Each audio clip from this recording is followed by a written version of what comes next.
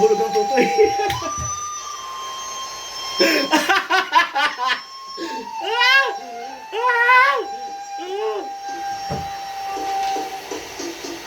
Julie, mahulog ang tutoy na ako.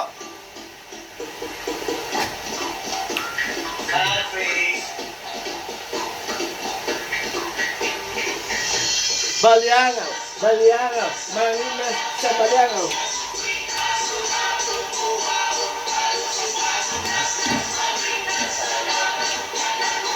Nahagbong akong tutoy.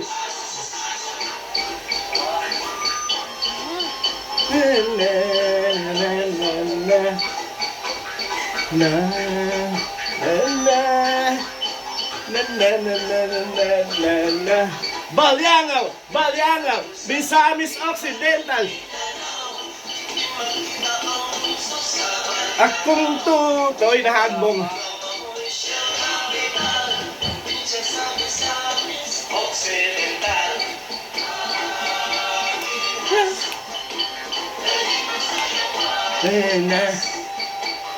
Akong tutoy nahagbong man kuno.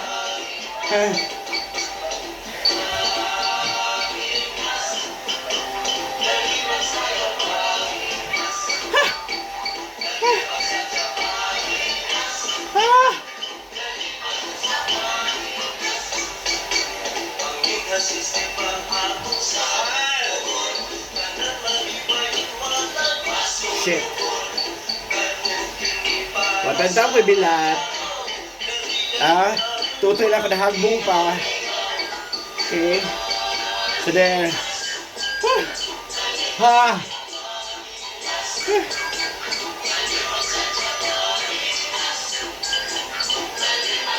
Agoy. Kasi kabuang nga eh.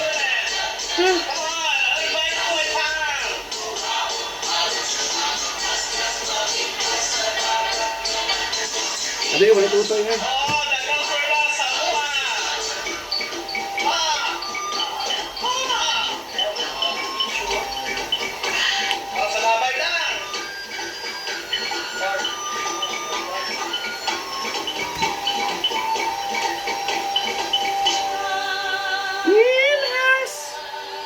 Manginas sa baliangan.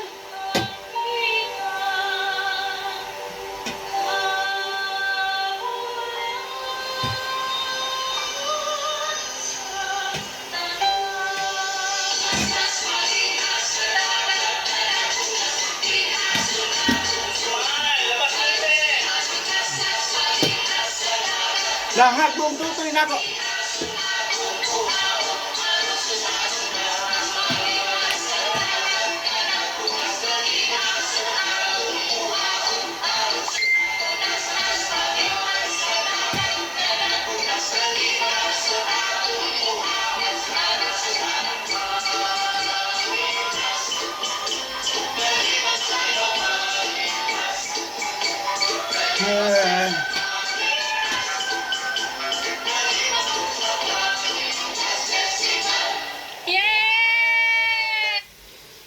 Alright.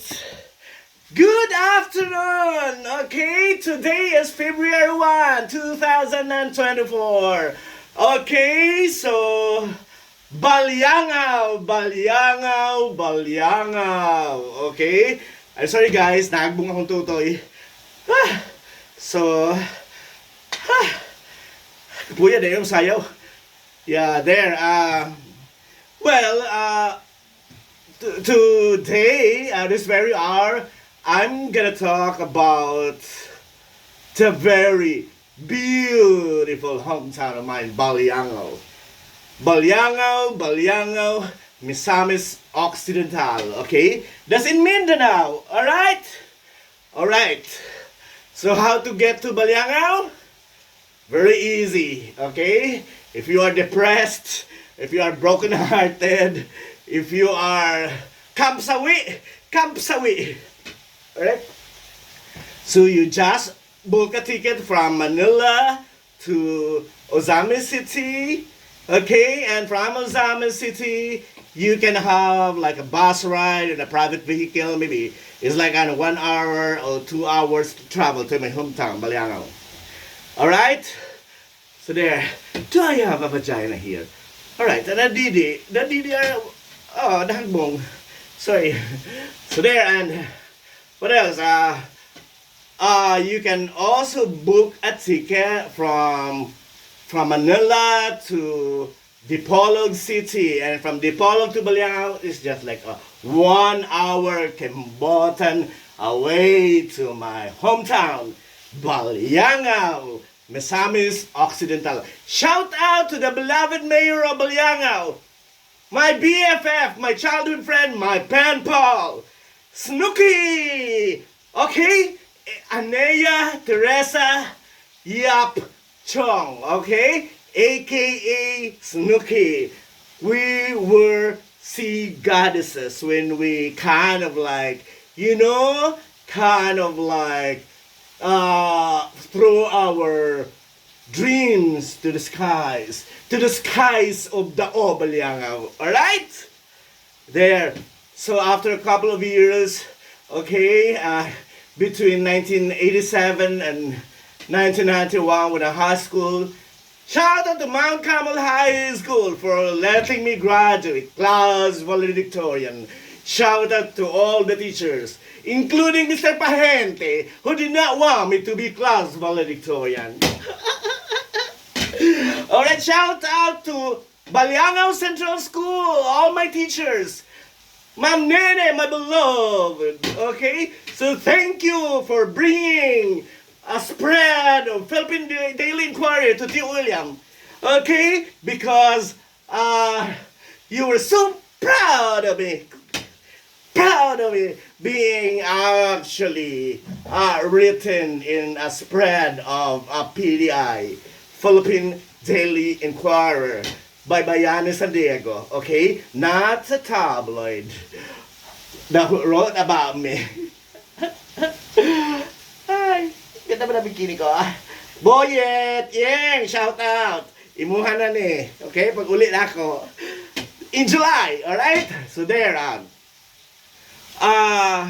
my hometown, Baliangao, Misamis, Occidental, actually is located in between Misamis Occidental and Zamboanga del Norte, alright? So, and it's kind of like kind of hometown that's secluded from the main road from Uzame City to Dipolog City, okay? So, shout out to ever dearest Honorable Mayor, ex-mayor of Baliangao, Lana Halusos de Leon, okay?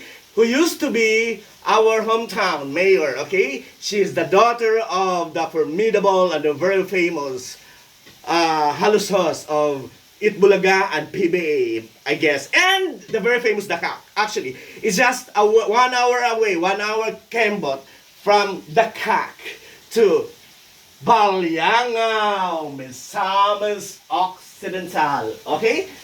There. Okay, so Baliangao beaches, white sand, stunning, virginal beaches. Okay, if you got like a 100 pesos or like 50 pesos, you can actually swim on this, all of this. Okay, shout out to Dakin Tagalogan. Okay, she owns this Bless Amari Sunrise Beach, Bless Amari Beach Resort. Okay. So there, this is sunrise. These are just one of the many stunning white sand beaches. Okay, they're as stunning as the goddesses, like the Mayora, Lahanea, and her BFF, Samantha, aka Joy. Okay.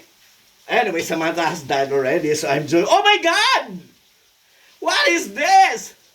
My Didi are kind of like reddish brownish, okay? Maybe I should go to Alteneo and they should eat my Didi.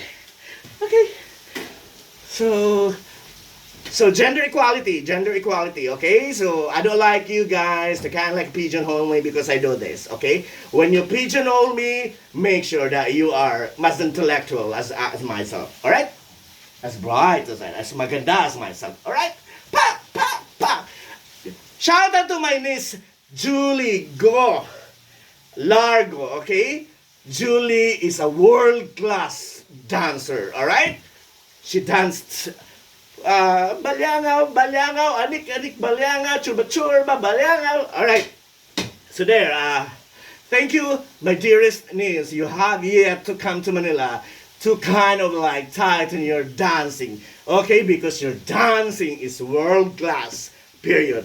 Okay? Although you appeared in Love Diaz film, Ang Hupa, with Opiolo Pascual. Yeah. Well, I hope you could progress like into acting because your talent is really into dancing. Okay? So you're beautiful, equally beautiful and stunning. Luat Didi. Tito. Okay? Tito call me Tito, okay? I don't like to be called Madam. Madam are my maapo na lang, okay? They call me Madam. All my nephews and nieces, they call me Tito. Strictly Tito, okay?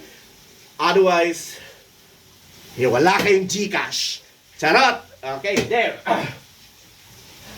Well, I come from very rural, quite struggling, impoverished community of Baliangao, okay?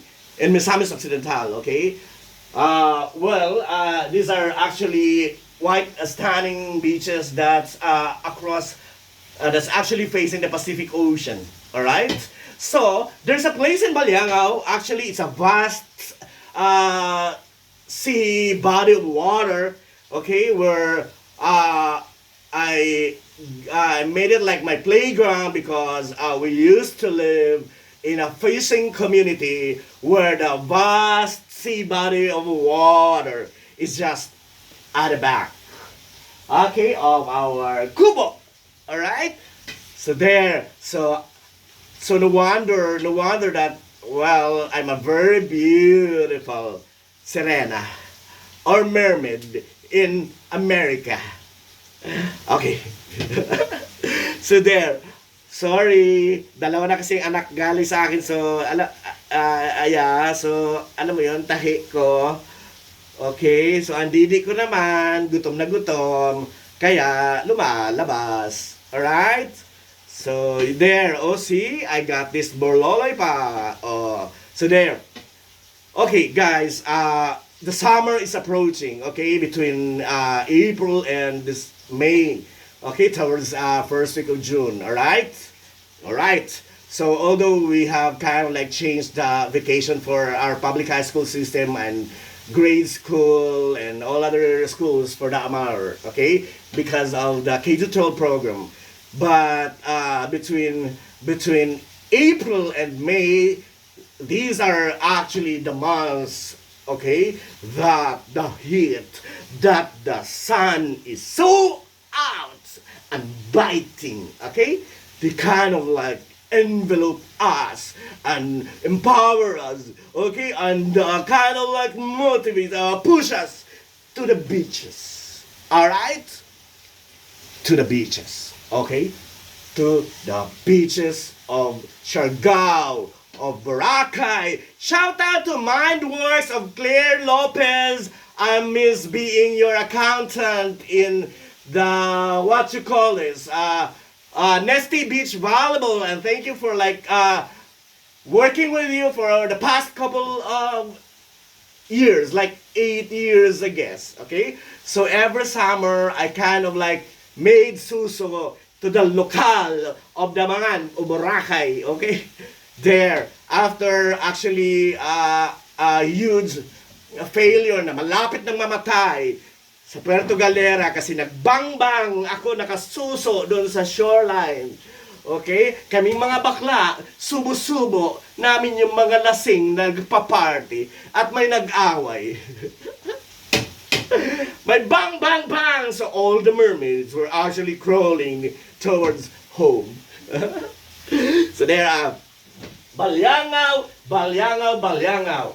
Okay, so there, I'm a go, so everybody knows me in Baliangao, aside from being the beautiful Miss Baliangao in 1991. Alright? So there. So I'd like you to bring to these pictures, guys. This one, it's Tamban Cove, okay? This is what, like, when it's high tide. Oh, I can remember, Charlene Gonzalez's question in the Miss Universe. How many islands are there in the Philippines? Okay? So, kind of witty, intelligent like me, Charlene Gonzalez retorted, kind of like, if it's a high tide or a low tide. Okay, so I hope Charlene Gonzalez considered counting or counted my very town, Baliangao, okay, and its stunning beaches. All right, so there. So this Tamban Cove, actually, I grew up going there. Okay, when it's high tide, it forms like a huge, giant Olympic size nature afforded swimming pool. 10 times a swimming pool of the Olympics. Okay, that's how, wow, marvelous, enchanting, engulfing, what you call this, swimming pool there's ever been in the whole wide universe. Okay, so there, and well, I'm really like pushing this and telling you guys of my home place because we're not yet so much commercialized or commodified, okay? So that when you go there, well, aside from your expenses of like travel and some sort of allowances for board and lodging, you can practically, okay, become a Serena, okay, in all these beaches, okay? And then, well, at the back of our kubo in Bye Bye Baliangao, shout out Alao, shout out Pingkao, shout out Inday Isabel, shout out kung mga silingan sa Bye Bye, okay? Shout out Nening and Janet, my neighbors and my sisters, okay, from the other mother of the Pagatpat in Baliangao, okay?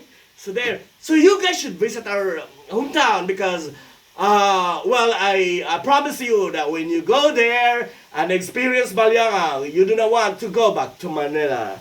Alright? Manila. Shout out Maricho Mayol. It's Manila, not Manila. Choy, padali po kong kwarta, Choy. Dagan na kay utang ako. Buang ni siya. So there. Shit. Mag one piece lang ako. Okay, ganyan na lang. What else? Yeah.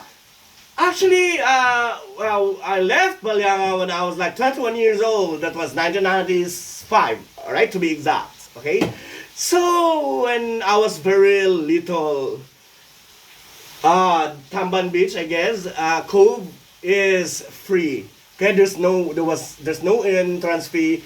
And then, right now, Dakin's, Bless Amari actually is charging 20 pesos or 50 pesos so that people or local tourists can actually, yeah, fly, swim like a sea goddess, like Teacher Felbert, aka Joy. Okay, so there, and other beaches are also charging a minimal entrance fee. Okay, what else? Baliangao is home to, well, what you call this? The how'd you call this? Seashells coming from Baliangao are kind of like one of a kind.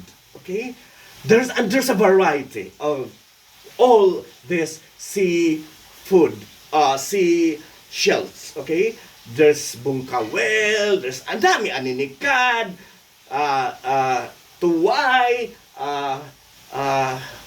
all of that, and they can actually be, you know what, you can do like going to the seas when it's low tide. You can practically pick up all those seashells, okay, and back to your lodging house. Maybe you can cook them, okay. So growing up for like 16 years of my life, okay, the sea body of water just at the back of our kubo was actually my playground. Okay, all those vast sea body of water, and when it's low tide, it's kind of a paradise because we make money out of like picking all those seashells. So there, I miss you Baliangao, I miss yung manginas ko, yeah, tapos manginas para makakwarta niya man pagtaob, musalom dito sa pantalan sa dao kay naay maghulog og 25 centavos 50 pesos, mura jud ko kuan, sige na badyaw. And well, my cousins from Limfing Enterprises, okay? Shout out to my cousins, children of Tio William, who actually supported me to college, okay? They kind of like invited me all the time when we were kids, okay? When we were very little, okay? We usually go to Tamban Cove, okay? And enjoy the paradise, all right? So there. I know much of you guys are kind of like going to Boracay, which kind of is very expensive, at the same time Siargao, okay? Siargao and Surigao City, okay? Why can't you go to Baliangao instead? Okay, it's just an hour away by air travel, okay? So, and visit also the camp of Lana Halusos de Leon. Oh, shout out to the both of the couple, Lana and Jonathan. I think Jonathan came from Baliangao as well. Am I right? Mysterious girl, Olive. Diba? Diba si Jonathan taga Baliangao na? Imo man nagigagaw? Hoy, konsihala, mysterious girl. Batman is dead. Olive, konsihala. Mayora, I'm actually doing this because I want to help Baliangao. Okay, I want to help the people of Baliangao so that when there are local tourists that are flocking to our fucking stunning white sand beaches, okay, we can sustain a very, flourishing, we can sustain a livelihood that will benefit all the villagers, all the people of Baliangao. And so that, okay, so that their children can go to college, okay? That's very important, okay? And you know, guys, how important it is to me going to college, all right? So there, I'm sweating a lot. Come on, I've already bed early in the morning, so I don't know. I'd like to go to Bless Amare. Hi, shout out Dakin. Okay, so there, and Ma'am Nene, Diyos ko, napaakat kong sawa itong niya uli kong dito kong kapuyo sa iyong mga resort. Alright? What else?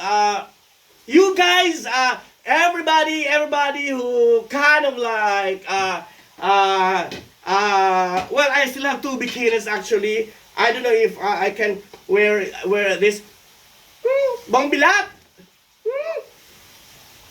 Okay, Konsehala Anita, Ibiang, and Pamit, you guys are gonna have a pair of this when I go home in July, alright? Because you're my favorite trio. So there, I remember growing up in Baliangao, Misamis Occidental, we were very poor. My father was a very chronic alcoholic, alright?